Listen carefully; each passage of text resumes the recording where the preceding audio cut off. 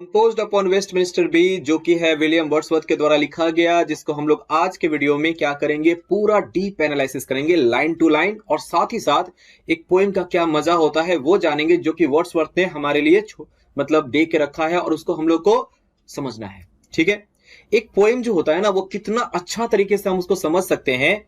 एक उदाहरण हम एक कोशिश कर रहे हैं।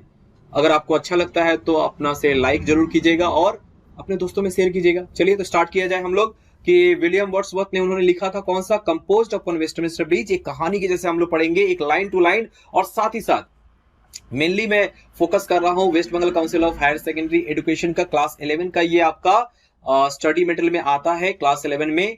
तो उसी को बेस करके आपका 3 क्वेश्चन आता है जो कि क्लास 11 का West Bengal Council of Higher Secondary Education में आता है। पहला आता है एमसीक्यू, दूसरा आता है एसएक्यू, थर्ड आता है आपका एलएक्यू। उस पे भी थोड़ा सा हम लोग क्या करेंगे, डिस्कस करके इस चैप्टर को क्या करेंगे, कंप्लीट करेंगे, और जल्दी कंप्लीट करेंगे ताकि आपका बोर न लगे। और वैसे भी ये कविता बोरिंग नहीं है, मैं आपको बीच में एक गाना भी सुनाऊंगा जो कि इसी का कविता का है, मजा आएगा आपको सुन के। ठीक है, तो चलिए, इसको लिखा किसने है, कंपोज किसने किया, सॉरी इस पोएम का राइटर कौन है? इसका राइटर है विलियम वर्ड्सवर्थ। विलियम वर्ड्सवर्थ है, जो कि इंग्लिश रोमांटिक पोएट है। रोमांटिक पोएट सिर्फ शाहरुख खान वाला टाइप का नहीं है।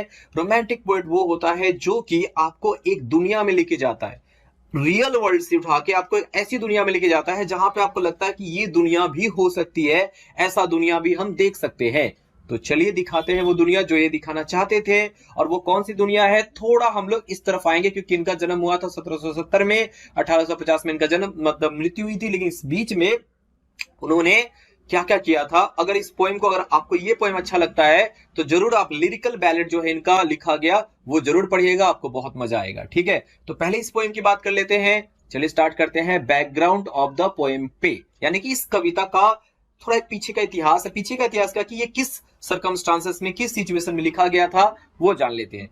बात दरअसल है 31 जुलाई 1802 में, जब विलियम वर्ड्सवर्थ अपनी बहन के साथ जा रहे थे। बहन का नाम है डोरोथी, जो जा रहे थे फ्रांस, इंग्लैंड से फ्रांस की तरफ जा रहे थे। तभी एकदम भोर बेला, एकदम मतलब सुबह सुबह, जबकि एकदम सूरज निकल ही रहा होता है, एकदम मॉर्निंग में, उस वक्त वो लंदन शहर को पार कर रहे थे। तो जब पार करते करते एक ब्रिज आया उनके सामने। कौन सा ब्रिज? आप देख सकते हो, ये वाला ब्रिज। एक ब्रिज आया उनके सामने जो कि है वेस्टमिंस्टर ब्रिज। इसका नाम क्या है, ये एक्चुअल फोटो है वेस्टमिंस्टर ब्रिज का। तो ये जो ब्रिज आया, इस ब्रिज पे आकर वो क्या हो गए, रुक गए। और रुकने के बाद उन्होंने वहां से लंदन शहर का क्या देखा, नजारा देखा। ठीक है, और उनको इतना अच्छा लगा वो नजारा, और इतना बढ़िया से उन्होंने क्या किया है आपके सामने प्रस्तुत करेंगे कि आपका भी मन करेगा कि इतना सुबह जाके हम उस वेस्टमिंस्टर ब्रिज पर खड़े होकर देखें कि कितना सुंदर नजारा हो सकता है। तो वो लिखा किसके ऊपर में गया था, कंपोज्ड अपॉन, अब वो जो चैप्टर का नाम है कंपोज्ड अपॉन वेस्टमिंस्टर ब्रिज, जो वेस्टमिंस्टर पे खड़े होकर उन्होंने जो सोचा, उसी को उन्होंने अपने कविता में लिखा है। उसी को हम लोग क्या करने हैं, पढ़ने वाले हैं। और लंदन शहर के बारे में सुबह सुबह कितना सुहावना लगता है उसको हम लोग समझेंगे। क्लियर? तो एक इतिहास आपको मतलब एक बैकग्राउंड समझ में आ गया कि किस बैकग्राउंड पे लिखा गया है। अब आते हैं कि इसका स्ट्रक्चर क्या है, कि इस कविता को कितनी मतलब किस किस आधार पे लिखा गया है और कितना सुंदर तरीके से पिरोया गया है। पिरोने का मतलब हो गया कि देखिए, एक कविता को, सिर्फ कविता को अगर हम लिख देंगे कि चलो ठीक है, वो नहीं है, उसके पीछे बहुत कुछ करना पड़ता है। राइम इसके मिलाना पड़ता है, मीटर मिलाना पड़ता है, बहुत कुछ है। जान लेते हैं इन्होंने कैसे मिलाया है।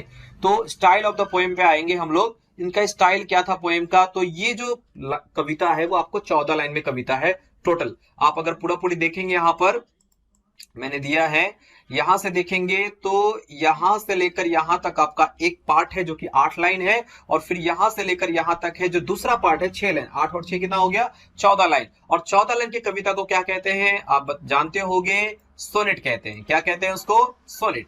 इसका मतलब हम जान गए हैं कि इस कविता का नाम, मतलब ये कविता कौन सा कविता है आपका, सोनेट। अच्छा, मैंने कहा था आपको कि एमसीक्यू वगैरह भी हम लोग करते जाएंगे। तो पहला जो एमसीक्यू आपका इसके बेस पर क्या आएगा कि ये जो कविता है, ये एक्चुअली जो हम लोग पढ़ रहे हैं कंपोज्ड अपॉन वेस्टमिंस्टर ब्रिज, ये क्या है एक्चुअली, तो ये आपका सोनेट है। ठीक, अब एक सवाल आपके मन में आएगा कि सर ये यहाँ पे डेट 31 जुलाई लिखा हुआ है 1802, और यहाँ पोएम में लिखा हुआ है आपका सितंबर 3 1802, ऐसा क्यों है? देखिए, 31 जुलाई को वो गए थे, लेकिन उन्होंने शायद पोएम लिखा था सितंबर 3 को, मैं कंफर्म नहीं हूं, लेकिन ये सितंबर 3 दिया हुआ है, तो उसको देखना है। आपके एग्जाम में वैसा कुछ क्वेश्चन नहीं आता है कि कब लिखा गया है। तो बस आगे पढ़ते हैं हम लोग। अब आते हैं कि ये कौन सा सोनेट है। सोनेट भी बहुत तरह का होता है, बहुत तरह का नहीं, सिर्फ दो तरह का होता है। एक होता है पेट्राकन सोनेट और दूसरा होता है इंग्लिश सोनेट। तो दोनों के बारे में समझ लेते हैं और जानते हैं हम लोग कि जो तुम्हारा आपका जो दूसरा एमसीक्यू होगा वो किस आधार पे होगा, कि आपसे पूछेगा कि ये सोनेट तो है पर कौन सा सोनेट है। देखिए, अगर हम सोनेट की बात करें तो सोनेट आपको दो भाग में बटा होता है, मतलब दो प्रकार के सोनेट हमको देखने को मिलते हैं। पहला जो हो गया वो हो गया पेट्राकन सोनेट, क्योंकि ये पेट्राक ने लिखा तो ये पेट्राकन सोनेट हो गया। और दूसरा जो है वो शेक्सपियर ने एक नया प्रकार का मतलब सोनेट लिखा था, वो शेक्सपियरियन सोनेट कहलाता है। तो पेट्राक सोनेट में और शेक्सपियरियन सोनेट में मेन अंतर क्या है? दो ही अंतर है। एक तो पहला है आपका कि इसमें पेट्राक सोनेट दो भाग में बटा होता है, लेकिन शेक्सपियर सोनेट कितने भाग में होता है? 4 भाग में, 3 और ये 4 भाग में। पेट्राकन सोनेट जो होता है उसका जो पहला भाग होता है वो 8 लाइन का होता है और दूसरा भाग होता है आपका 6 लाइन का। लेकिन शेक्सपियर सोनेट होता है पहला 4 लाइन, फिर 4 लाइन, फिर 4 लाइन और फिर 2 लाइन। तो हम तो समझ गए हैं कि हमारा जो पढ़ने वाले हैं कंपोज्ड अपन वो कौन सा है? पेट्राकन सोनेट है। और जिसका 8 लाइन शुरू का होता है उसको कहते हैं ऑक्टेट, और बाद का जो 6 लाइन होता है उसको कहते हैं हम लोग सेस्टेट। ठीक, तो यानी ऑक्टेट में 8 लाइन हम लोग पढ़ेंगे और सेस्टेट में 6 लाइन पढ़ेंगे और उसके बारे में हम लोग समझेंगे। ठीक, एक्चुअली कहा जाता है कि 8 लाइन में एक कोई सिचुएशन को रखा जाता है और 6 लाइन जो लास्ट का होता है उसका सोल्यूशन को करके आपका पोएम को कंप्लीट कर दिया जाता है। हम लोग इसमें क्या करेंगे, जो पढ़ेंगे उसमें ये चीज होता है कि नहीं वो ध्यान में रखेंगे। शेक्सपियर सोनेट हम लोग को 11th क्लास में पढ़ना नहीं है, जब हम लोग पढ़ेंगे तो उसके बारे में अलग से डिस्कस कर लेंगे। तो हम लोग जान गए कि हम लोग का जो सोनेट है वो कौन सा है? पेट्राकन सोनेट। लेकिन पेट्राकन सोनेट का एक और नाम है, क्योंकि ये इटली में हुआ था इजाद, इसलिए इसको कहते हैं इटालियन सोनेट। आपसे ये भी पूछ सकता है कि ये कौन सा सोनेट है। अगर आपका ऑप्शन में पेट्राकन सोनेट ना होकर इटालियन सोनेट हो तो आप इटालियन सोनेट ही वहां क्या करेंगे? लिखेंगे। और शेक्सपियरियन सोनेट को कहा जाता है इंग्लिश सोनेट, इंग्लिश सोनेट। ठीक है, ये एक्चुअली फॉर्म है जो कि यूज किया जाता है राइटर के द्वारा कि कौन सा सोनेट वो लिखना चाहते हैं। बेस बताएगा कि 14 लाइन का कविता है, पर वो कौन सा फॉर्म पे है, पेट्राकन फॉर्म पे है या शेक्सपियरियन फॉर्म पे है, ये ध्यान में। तो आप समझ गए कौन सा फॉर्म में है, ये पेट्राकन फॉर्म में है। तो चलिए अब आते हैं, देखिए थोड़ी थोड़ी बारीकी को समझेंगे ना तो मजा आता है उस चैप्टर को पढ़ने में, जानने में, समझने में। ठीक है, थोड़ा शुरू में आपको हो सकता है कि हल्का लगेगा कि अभी तक तो पोएम स्टार्ट नहीं हुआ है, क्या क्या हो रहा है, लेकिन जब पोएम पे आप आ जाएंगे ना तो मजा आएगा। देखिए अब आते हैं नेक्स्ट बात, राइम स्कीम की बात कर लेते हैं।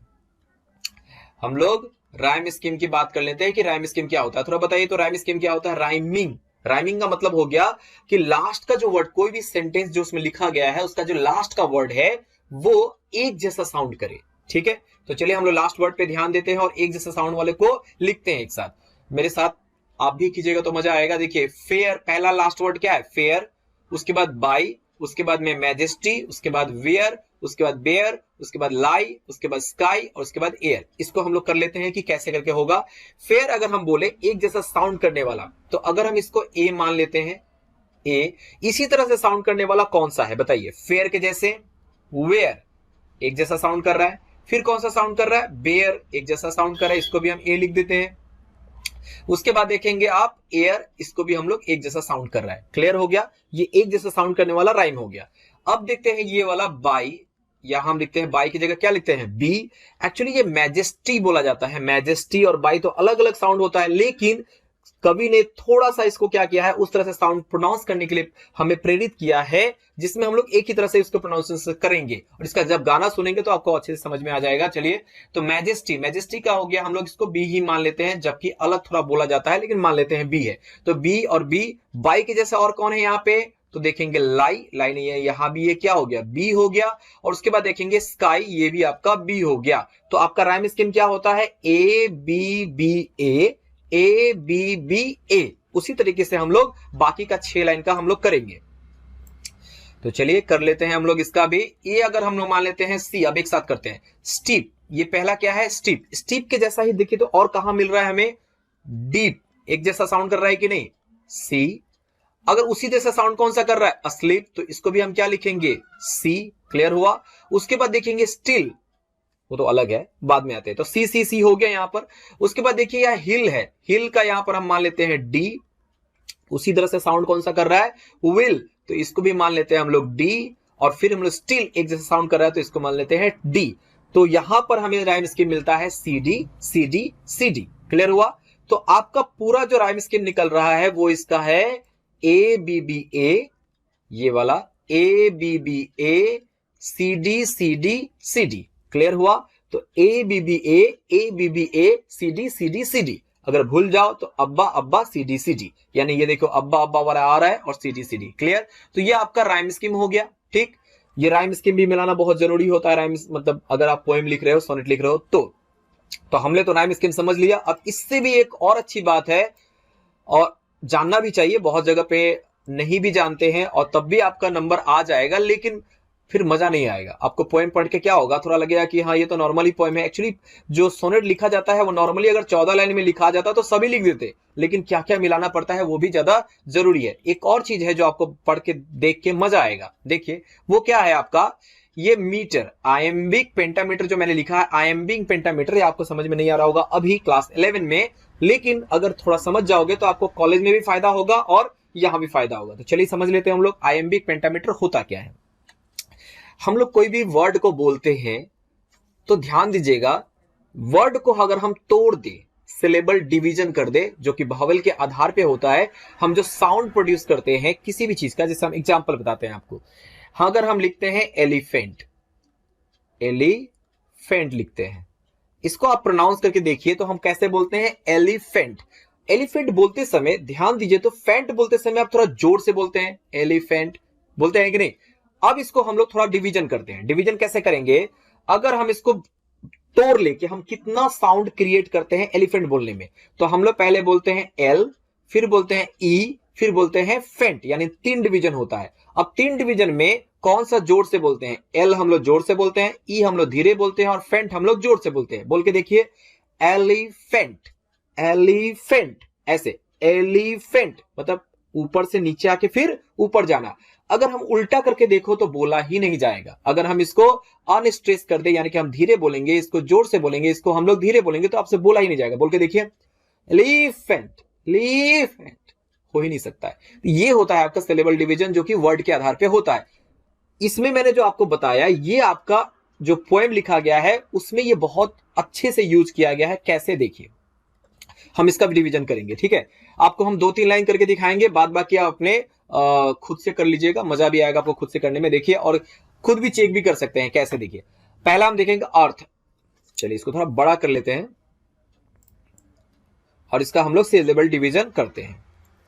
देखिए, अर्थ एक बार में बोला जा सकता है, ठीक है। हैज एक बार में बोला जा सकता है, नॉट एक बार में बोला जा सकता है, एनी, थोड़ा बोल के दिखिए तो, एनी, एनी में कैसा होता है, 2 डिवीजन आ रहा है कि नहीं, ए अलग बोलते हैं, नी अलग बोलते हैं, थिंग एक बार में बोलते हैं, टू एक बार में बोलते हैं, सो एक बार में बोलते हैं, मोर एक बार में बोलते हैं, फेयर एक बार में बोलते हैं। क्लियर, थोड़ा बाद में आते हैं, पहले एक और लाइन कर लेते हैं हम लोग। डल एक बार में हो गया, वुड एक बार में हो गया, ही एक बार में हो गया, बी एक बार में हो गया, ऑफ एक बार में हो गया, सोल एक बार में हो गया, हु एक बार में हो गया, कुड एक बार में हो गया, पास एक बार में हो गया, बाई एक बार में हो गया। ठीक है, अच्छा अब थोड़ा गिन के देखते हैं कि कितना डिवीजन हम लोगों ने किया है। तो 1, अच्छा 1 2 3 4 5 6 7 8 9 10, 10 डिवीजन हो गया। इसमें देखिए 1 2 3 4 5 6 7 8 9 10, 10 देखिए, ऊपर वाला भी 10, नीचे वाला भी 10। अब तीसरा लाइन भी क्या वैसे ही आ रहा है, देखिए अ साइट, साइट एक बार में, सो टच इंग, तो टच इंग, टचिंग में देखिए, टचिंग में टच अलग बोलते हैं, इंग अलग बोलते हैं, टचिंग, इन, इट्स, मैजेस्टी, 3 भाग में बढ़ता है। अब देखिए 1 2 3 4 5 6 7 8 9 10, फिर 10 भाग में बटा।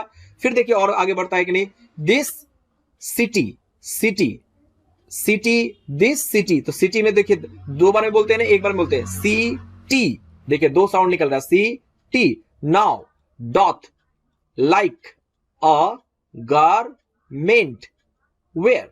अच्छा आप गिनते हैं, 1 2 3 4 5 6 7 8 9 10। देखिए सभी लाइन क्या हो रहा है, ये भी आपका 10 डिवीजन बढ़ रहा है, ये भी आपका 10 डिवीजन में बट रहा है, ये भी आपका 10 डिवीजन में बट रहा है, और ये भी आपका 10 डिवीजन। अब अगर आप पूरा का पूरा निकालोगे ना, 14 का 14 लाइन, वो सारा का सारा क्या है, 10 डिवीजन में ही बटा हुआ है। यही तो मजा है कि सिर्फ सोनेट को हम लोग सिर्फ पढ़ के मजा नहीं आएगा, इसका जो कंस्ट्रक्शन किया गया ना वो बहुत जबरदस्त किया हुआ है। ठीक है, ये हो गया। अब एक और बात हम देखेंगे इसमें कि अब बाद बाकी आप खुद कर लीजिएगा। ठीक है, अर्थ को अब यहां पे इसका जो होता है वो पहला होता है अनस्ट्रेस, फिर stress, unstress, stress, unstress, stress, unstress, stress, unstress, stress. Unstress का मतलब हो गया हम धीरे बोलेंगे, स्ट्रेस का मतलब हम जोर से बोलेंगे। तो चलिए स्टार्ट किया जाए, बोल के देखते हैं एक साथ। हाँ, earth has not anything to show more fair. समझ में आया? इस तरह से ये बोला जा रहा है। यानी ये जो देखो, अगर हम बोलेंगे तो ये ऐसे ऐसे ऐसे ऐसे करके हम लोग साउंड कर रहे हैं कि नहीं, ऊपर नीचे ऊपर नीचे ऊपर नीचे करके हुए, तो इसको ही कहा जाता है आयम्बिक। इसको ही जो इसको टोन को कहा जाता है आयम्बिक, यानी ऊपर नीचे ऊपर नीचे ऊपर नीचे करके हम लोग बोलते हैं, उसको आयम्बिक बोलते हैं। अब पेंटामीटर क्यों है, देखिए, दो जो अनस्ट्रेस स्ट्रेस को मिलाकर एक बनता है आपका मीटर, एक बनता है आपका मीटर। अनस्ट्रेस स्ट्रेस को मिलाकर 1 मीटर बनता है। तो बताइए सब में अगर 10 है तो कितने मीटर बनेंगे, 5। देखिए 1 2 3 4 5, और 5 को कहा जाता है पेंटा, और मीटर तो बन ही रहा है तो इसका मतलब वो पेंटामीटर। तो आयम्बिक पेंटामीटर। तो देखिए ये आपका पूरा जो पूरा लाइन लिखा गया है वो क्या में लिखा हुआ है, आयम्बिक पेंटामीटर में लिखा हुआ है। क्लियर? तो ये अभी तक हम लोगों ने पोएम शुरू भी नहीं किया है, और ये आपका 15 से ऊपर मिनट हो चुका है। लेकिन ये जान जाएंगे ना तो थोड़ा पढ़ने में क्या होता है, एक अलग ही रिस्पेक्ट हो जाता है हमारे किसके लिए, राइटर के लिए, कि उन्होंने कितनी मेहनत से इसको क्या किया है, लिखा है, उस वर्ड को चुना है जो इसमें फिट हो सके, और उसकी वजह से ये कविता हमको बहुत अच्छा, और इसका इनर मीनिंग भी बहुत अच्छा है। चलिए हम लोग आगे बढ़ते हैं और अपने कविता को उनके ही बताए गए एक्सप्लेनेशन के आधार पे हम लोग लाइन टू लाइन क्या करेंगे, डिस्कस करेंगे। ठीक है, और साथ ही साथ हम लोग एमसीक्यू वगैरह भी हम लोग इसमें कर लेंगे।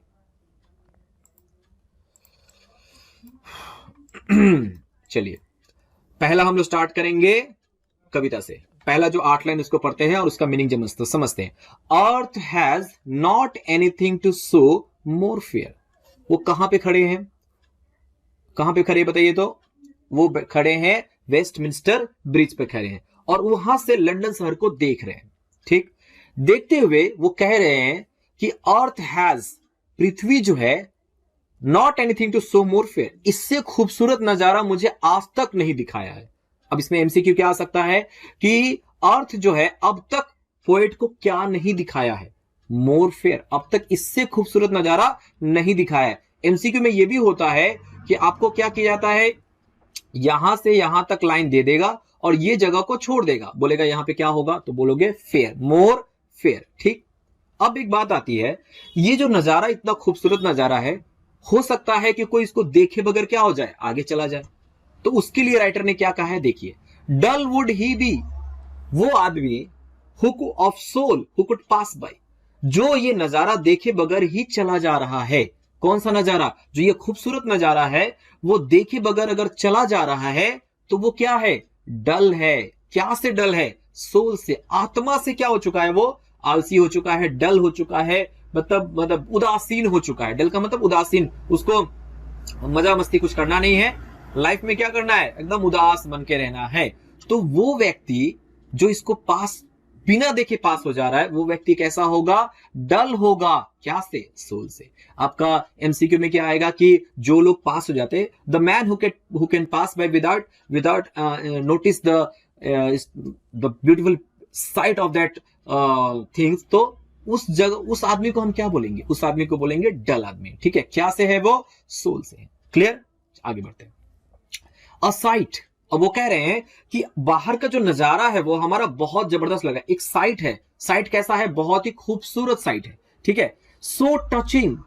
अच्छा, कभी कभी क्या होता है कि कोई चीज होती है ना कि बहुत अच्छी लगती है, तो कहते हैं कि मन को छू लिया, मन को क्या किया, टच कर लिया। तो वो जो नजारा है वो इतना टचिंग है, इतना टचिंग है, इतना मन को छू रहा है।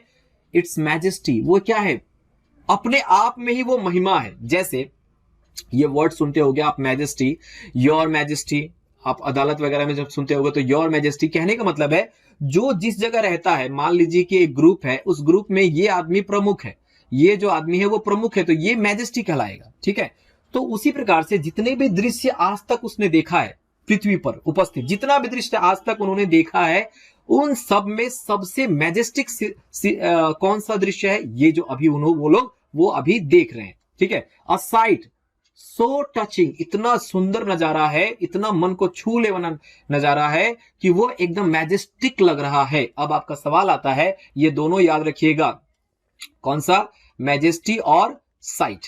कैसे, ये देखिए, आपका कभी कभी पूछेगा कि साइट कैसा है, तो मैजेस्टी है, मैजेस्टिक भी बोल सकते हैं, मैजेस्टिक।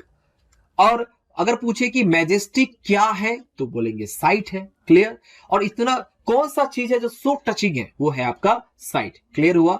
तो अभी तक हम लोगों ने जाना कि कह रहे हैं वो कि पृथ्वी इससे ज्यादा सुंदर नजारा मुझे आज तक नहीं दिखाया है। दूसरा, वो व्यक्ति डल होगा जो इसको देखे बिना ही क्या हो जाए, पास हो जाए, सोल से डल होगा।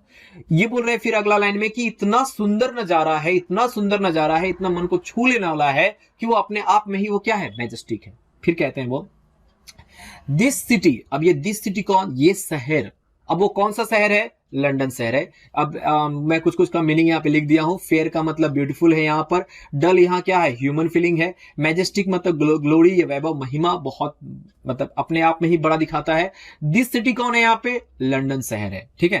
तो the city now doth, doth का मतलब यहाँ क्या है, समझिए, डॉथ का मतलब होता है वियरिंग, हम यहां समझेंगे श्रृंगार करना। श्रृंगार जानते हो आप, लड़की लोग बहुत ज्यादा श्रृंगार करते हैं कि नहीं, लड़की भी करते हैं, वो भी आजकल कानों में बालियां पहनते हैं, कानों में वो लगाते हैं। श्रृंगार जो होता है, श्रृंगार या पहनना कुछ भी जो अपने आप को खूबसूरत दिखाने के लिए होता है। आप बताइए तो 16 श्रृंगार के बारे में आप जानते हो, लड़कियां करती है 16 श्रृंगार। आप अगर होते हैं, मतलब इसके बारे में हम थोड़ा बाद में आएंगे, पर इसको हम लोग समझेंगे। दिस सिटी नाउ डॉथ, ये जो शहर है वो पहन के है, क्या पहन के है, लाइक गारमेंट, ऐसा है जो पहने हुए है ना, ऐसा लग रहा है कि वो कपड़ा पहने हुए है, एक कपड़ा पहना हुआ। वो कपड़ा क्या से बना हुआ है, वियर, पहना हुआ है, the beauty of the morning, वो कपड़ा क्या का बना हुआ है। जैसे आपका कपड़ा सूती हो सकता है, सिल्क हो सकता है, पर उसका जो गारमेंट है वो क्या से है, the beauty of the morning, सुबह की जो खूबसूरती होती है वो अपने कपड़े के रूप में वो ओढ़ के है। कौन है, लंदन सिटी, क्लियर। चलिए, अच्छा, वो जो खूबसूरती है, उस खूबसूरती के बारे में जो the beauty of the morning है, वो ब्यूटी ऑफ द मॉर्निंग दो चीज है जो कि आप भी बहुत ज्यादा अप्रिशिएट करोगे। दो चीज, आप सुबह सुबह उठो, एकदम सुबह सुबह उठ के अगर निकलते हो तो आपको दो चीज बहुत क्लियर समझ में आएगा। एक तो साइलेंट, चारों तरफ शांति होगी।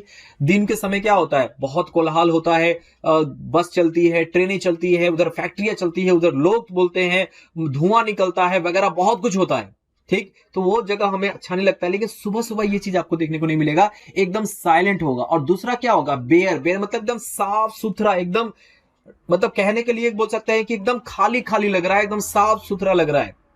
और सुबह के समय क्या होती है कि जो दूर दूर तक देखोगे ना, तो आपको कहीं भी आपको धुंध, मतलब ठंडे को छोड़ के, ठंडा में कुहासा वगैरह होता है, वो छोड़ के आपका जो मौसम होता है वो बहुत ही साफ होता है, कोई पोल्यूशन वहां नहीं होता है। तो दो चीजें हैं कि ब्यूटी ऑफ द मॉर्निंग क्या है, साइलेंट एंड बेयर। आपका एग्जाम में आएगा कि the beauty of the morning क्या है, आपका साइलेंट एंड बेयर। दो चीज को याद रखिएगा, ठीक है। तो यहां पर हम लोगों ने जो दो लाइन समझा, इसमें आपका एमसीक्यू क्या आ सकता है, the this city now doth like a garment, wear the beauty of the morning. ये बोला जाएगा कि जो शहर है वो कैसा, क्या पहने हुए है, गारमेंट पहना हुआ, क्या का गारमेंट पहना हुआ है, the beauty of the morning. और the beauty of the morning कैसा है, वो है आपका साइलेंट एंड बेयर, क्लियर। आगे बढ़ते हैं, अब बोलते हैं वो, जैसे मैंने आपको कहा था 16 श्रृंगार। 16 श्रृंगार में आप बताओ तो कि क्या क्या श्रृंगार करते हैं, मैं आपको बताऊंगा नहीं पूरा, अगर आप जानते हो तो आप कमेंट बॉक्स में जरूर बताइएगा। मैं एक दो बताता हूं आपको कि 16 श्रृंगार में क्या है। कंगन है, बिंदी है जो लड़कियां करती है, आपका कान की बाली है, उसके बाद नाक का है वगैरह है। तो ये 16 श्रृंगार वो कब करती है, पहली बार कब करती है, वैसे तो थोड़ा मोड़ा करती रहती है, लेकिन पहली बार कब करती है, जब वो उसकी शादी होती है। और जो 16वां श्रृंगार होता है उसका हस्बैंड लेके आता है, यानी कि मांग में जो सिंदूर होता है वो। एक जो आप जानते होगे, अच्छा बताओ तो आप लोग में ऐसा होता है कि नहीं कि शादी में लड़की को पान खिलाया जाता है, अगर हाँ तो जरूर कमेंट करके बताइएगा।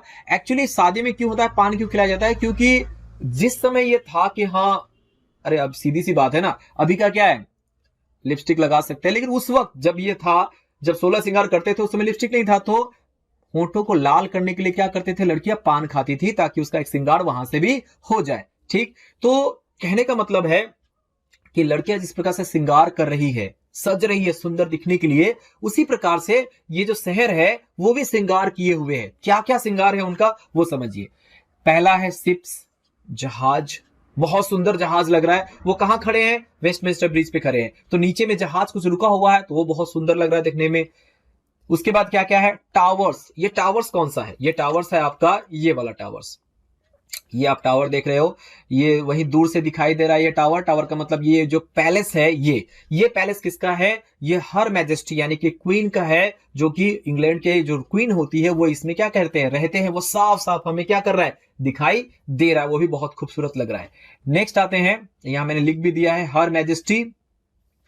हर मैजेस्टी रॉयल पैलेस। ठीक है, अब एक आता है डोम्स। डोम्स का मतलब यहां पर है गुंबज।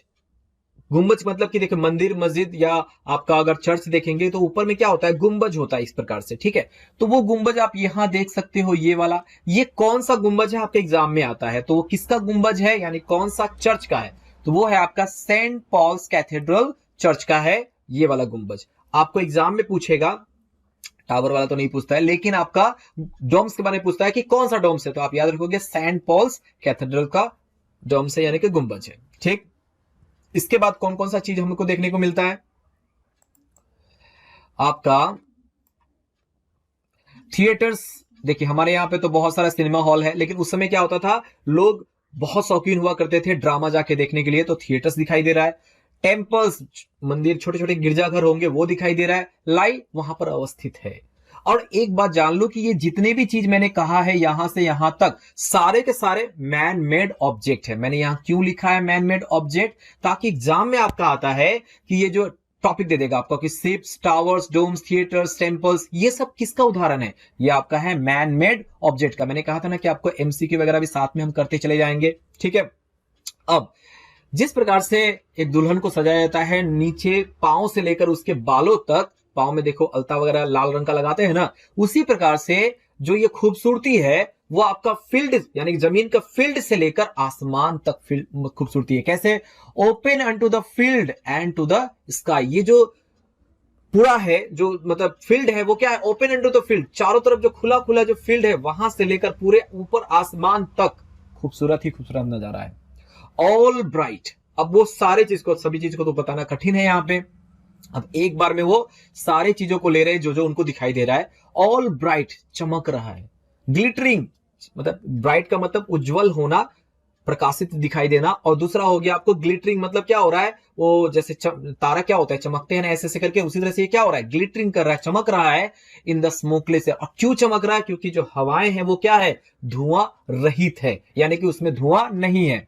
स्मोक का मतलब होता है धुआं, स्मोकिंग जो करते हैं वो धुआं ही छोड़ते हैं। स्मोकिंग का मतलब सिगरेट पीना है, धुआं छोड़ना।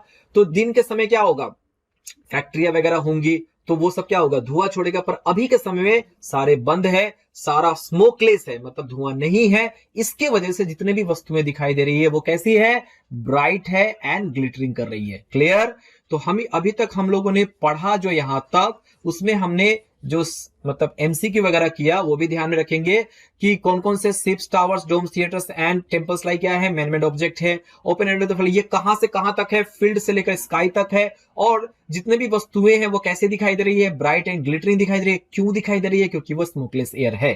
क्लियर हुआ। अब आते हैं हम लोग कि थोड़ा एक गाना सुन लेते हैं ना, मजा आएगा। यही वाला गाना है जो कि मैं आपको यहां से लेकर यहां तक करवाऊंगा, बस सुनते हैं कि किस तरीके से किसी ने गाया है, तो सुन लेते हैं वो।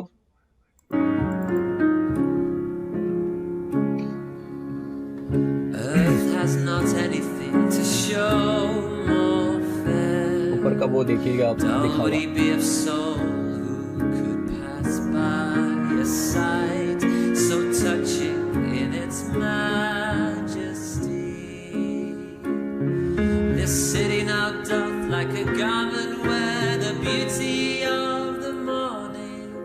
silent bed, ships, towers, domes, theaters and temples lie open unto the fields and to the sky.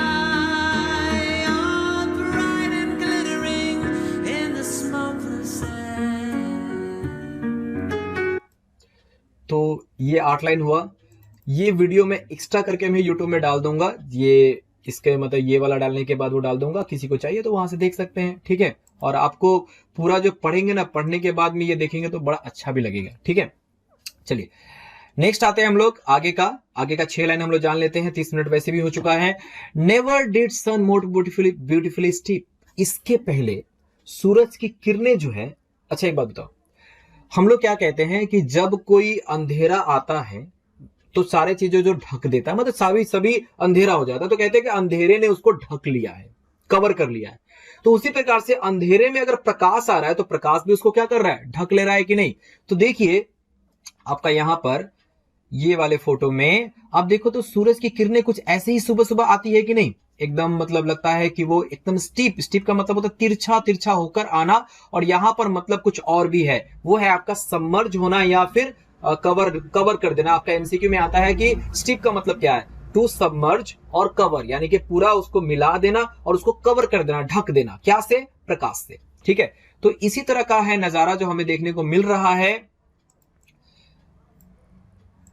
देखिए never did sun more beautiful stage, इसके पहले सूरज इतनी खूबसूरती से आके किसी चीज को नहीं ढका था, मतलब सबमर्ज या कवर नहीं किया था, ठीक है। यहां देखिए स्टीप का मतलब दिए हैं टू सबमर्ज और cover in his first Splendor, पहली ही किरण में, यानी पहला जब किरण आता है तो सुबह हो जाता है, मॉर्निंग हो जाता है, तो स्प्लेंडर का यहां मतलब क्या है, मॉर्निंग। और क्या क्या को ढक रहा है, वैली, रॉक और हिल, किसी भी वैली को, किसी भी रॉक को या किसी भी हिल को इतना सुंदर तरीके से उसने नहीं ढका है जितना अभी मुझे क्या कर रहा है, ये दिखाई दे रहा है। वो जो सूर्य की किरणें आ रही है कहां पे, उस पे पड़ रही है। देखिए सुबह सुबह क्या होता है ना, सूर्य की किरणें जब आके पड़ती है ना, वो दिखाई जैसा देता है कि वहां क्या हो रहा है, एक लाइट आ रही है, वहां से उसको फोकस कर रहा है, ठीक है, और वो देखने में बड़ा प्यारा लगता है। तो आप भी कभी सुबह उठ के देखिएगा, मजा आएगा। नेवर सॉ, जरूरी नहीं है कि लंदन जाके देखना है, आप अपने आसपास भी देखोगे तो बहुत सुंदर लगेगा। नेवर सॉ आई, मैंने अब तक ऐसा नहीं देखा था। नेवर फेल्ट, मैंने महसूस ऐसा कब तक नहीं किया था। अ काम सो डीप, इतना शांति, इतना आराम, इतना डीप, इतनी गहरी शांति मैंने आज तक फील नहीं किया था। सुबह सुबह उठ के अगर एकदम ध्यान से बैठोगे, इस खूबसूरती को देखोगे तो बहुत शांति महसूस होगी, बहुत गहरी शांति महसूस होगी। तो जो किसको लगा, राइटर को लगा। अब इसमें आपका सवाल आता है कि राइटर को सुबह का दृश्य देख के कैसा फील हुआ, कैसा, ही फेल्ट काम एंड डीप, फेल्ट किया बहुत ही गहरी शांति, ठीक है, ठीक। उसके बाद आगे बढ़ता है, the river glideth at his own sweet will, अच्छा नीचे में क्या है, रिवर बह रही है ना, कौन सी रिवर, कौन सी रिवर बताइए तो, थेम्स रिवर। आपका एग्जाम में आता है कि कौन से रिवर की बात की जा रही है, तो थेम्स रिवर की बात की जा रही है। और वो थेम्स रिवर कैसे बह रही है वो थोड़ा देख लेते हैं हम लोग, कैसे बह रही है। कुछ इस तरह से क्या हो रही है, ये बह रही है, देखिए कितना प्यार से क्या हो रही है, ये बह जा रही है, बह जा रही है। और इसकी एक आवाज भी आ रही है, मतलब अगर सुबह सुबह ध्यान से सुनोगे तो इसकी क्या होगी, एक आवाज आ रही होगी, थोड़ा सुनने की कोशिश करो, जरूर सुनाई देगा, ठीक है। तो ये जो अपने ही विल में, अपने ही मर्जी से क्या हो रहे हैं, चल रहे हैं, कौन, रिवर। ये राइटर कहां पे खड़े हैं, यहां पे खड़े हैं, और देखो कुछ लोग यहां पे खड़े भी हैं। तो देखिए यहां पर ये अपनी ही मर्जी से क्या हो रहा है, दिन में ऐसा क्यों नहीं है कि वो अपनी मर्जी से चल सकता है, क्योंकि दिन में क्या होते हैं, जहाज वगैरह चलती है, तो ये अपनी मर्जी से इधर उधर नहीं कर सकता है, और बहुत आवाजें होती है। लेकिन अभी क्या है, अपनी मर्जी से एकदम सुनहरी रूप से क्या हो रहा है, अपनी मर्जी से ये चल रही है। कौन, पानी, किसका, किसका पानी, थेम्स रिवर का, ठीक है। अब इसमें ग्लाइडेड का मतलब होता है आपका फ्लोइंग, यानी कि चलना। तो ये देखिए, the river glided eight his own sweet wheel, जो पानी है वो बह रही है अपनी ही मर्जी से। डियर गॉड, अब वो थोड़ा सा प्रार्थना कर रहा है, किसको, ईश्वर को। क्यों, क्योंकि इतना सुंदर नजारा उसको देखने को मिल रहा है। वो इतना सुंदर नजारा को देखकर वो प्रार्थना करता है, किससे, गॉड से। क्या कहता है, क्योंकि उसके पीछे, नदी के पीछे क्या है, मकान है। वो सब अभी तो सब सोए होंगे ना वहां पे, सुबह सुबह का वक्त है, सोए होंगे वहां पे। तो वो कह रहा था, very houses see must sleep. अच्छा एक और बात मैंने यहां नहीं बताया, the river glided at his, यहां हिज जो आया है, ओन स्वीट व्हील, एक्चुअली यहां पर्सोनिफिकेशन हुआ है, किसका हुआ है, आपका रिवर का हुआ है, कि रिवर अपनी मर्जी से ही क्या हो रही है, बह रही है। हिज ओन व्हील, ये किसका, हिज ओन विल किसका होता है, मनुष्य वाला होता है, एक फीलिंग होती है। तो जब भी मनुष्य वाली फीलिंग किसी नॉन ह्यूमन को दिया जाता है तो उसको पर्सोनिफिकेशन कहते हैं। तो यहाँ पर्सोनिफिकेशन किसका हुआ है, रिवर का हुआ। अगला एक पर्सोनिफिकेशन हुआ है किसका, देखिए, dear God the very houses, जो घरे हैं, सी मस्ट स्लीप, वो लग रहा है कि सोया हुआ है। इसका मतलब घर कभी सोता है क्या, नहीं, घर के लोग सोते हैं। तो एक्चुअली वो बता रहा है कि घर में जो लोग हैं वो क्या है, सोए हुए हैं। Dear God the very houses see must sleep, वो जो क्या है, सोए हुए, वो वंचित है इस नजारे से, इतना खूबसूरत नजारा, और वो क्या है, सोए हुए हैं। उनको भी क्या करना चाहिए, देखना चाहिए। And all that mighty heart is lying still. अच्छा, माइटी हर्ट, ये फोटो देखो यहाँ पे, माइटी हर्ट का मतलब समझ में आ जाएगा आपको। जो लंदन शहर होता है, लंदन शहर जो है वो इंग्लैंड का हर्ट कहा जाता है, दिल कहा जाता है। और ये बहुत बड़ा जगह दिल हुआ, जो लंदन शहर है वो बहुत बड़ा है, इसलिए क्या है, माइटी हर्ट है। जो माइटी हर्ट है वो अभी भी क्या है, लाइंग स्टिल, अभी भी लेटा हुआ है शांति से, मतलब कुछ भी हरकत नहीं हो रही है, ना तो लोगों के द्वारा ना कहीं और भी द्वारा। ठीक है, इसका मतलब वो देखने में बड़ा ही क्या लग रहा है, प्यारा लग रहा है। एक्चुअली शायद वो आग्रह भी कर रहे हैं किससे, गॉड से, कि गॉड बताए उनको कि देखो सुबह का नजारा मैंने कितना सुंदर बनाया है, आइए और उसका क्या लीजिए, मजा लीजिए। तो mighty heart is lying still, आपका एमसीक्यू क्या क्या आएगा इसमें से वो ध्यान में देख लेते हैं हम लोग। ठीक है, यहां पर आपका 6 लाइन में से क्या क्या एमसीक्यू आ सकता है। पहला तो बोलेगा कि आपका जो सन है वो कैसा है, स्टीप कर रहा है, स्टीप का मतलब पूछेगा कि टू सबमर्ज और कवर लिखेंगे। उसके बाद में फर्स्ट स्प्लेंडर जो है वो कहां कहां पड़ता है, तो वैली, रॉक और हिल में पड़ता है। उन्होंने पहले कभी क्या महसूस नहीं किया है, तो काम सो डीप महसूस नहीं किया है। और जो रिवर है, रिवर का क्या हुआ, यहाँ पर पर्सोनिफिकेशन हुआ है, और वो कैसे बह रही है, अपने ही विल से बह रही है। उसके बाद वो डियर गॉड को कहता है, और फिर हाउस को कहता है कि वो सोया हुआ है, और फिर कहता है कि माइटी हर्ट, यह माइटी हर्ट कौन है, लंदन शहर है, जो कि कहा रहा है कि अभी भी क्या है, वो स्टिल, अभी भी शांत है वहां पे। ठीक, और इस तरह से कविता क्या होती है, खत्म होती है। और फिर हम लोग इस जो हम लोग गाना सुन रहे थे, और उस गाने को हम लोग क्या करेंगे, कंप्लीट करेंगे। Never did sun more beautifully steep in his first splendor, valley, rock or hill. There soar I never felt a calm so deep. The river glideth at his own sweet will. Dear God, the very houses seem asleep. And all that mighty heart is lying still.